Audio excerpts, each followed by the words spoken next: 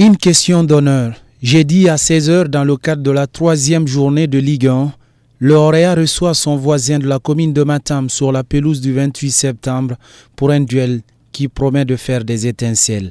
Face à une équipe en grande forme, les Rouges et Blancs doivent s'imposer pour maintenir la première place. Le Orea a retrouvé son jeu et sa confiance après 2 prestations abouties, un réalisme retrouvé face au club olympique de Koya et l'Asfag.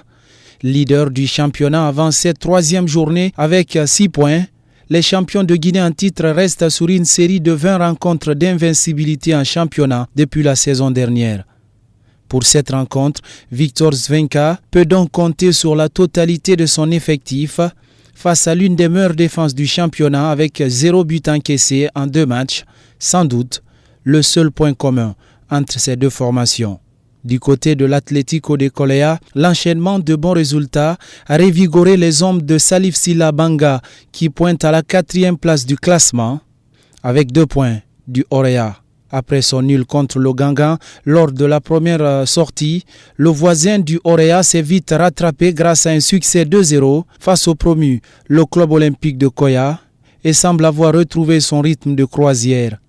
Les jaunes et noirs respirent de l'air pur en ce début de saison, même si l'adversaire en face reste difficile à croquer et dispose d'une équipe équilibrée sur toute la ligne. C'est donc une rencontre aux airs de revanche entre 2 clubs qui se côtoyaient ensemble dans la poussière du stade de Koya avant l'arrivée d'Antonio Soare à la tête du club de Matam avec d'énormes investissements il y a quelques années. Orea Tico ou Tico Orea est aussi une rencontre prolifique en but, mais surtout des buts d'anthologie qui restent à jamais dans les annales du football, à l'image de celui d'Ibrahima Souri Sankon depuis le rond central la saison dernière. Quel but sensationnel, extraordinaire. Ah oui, c'est un but d'anthologie.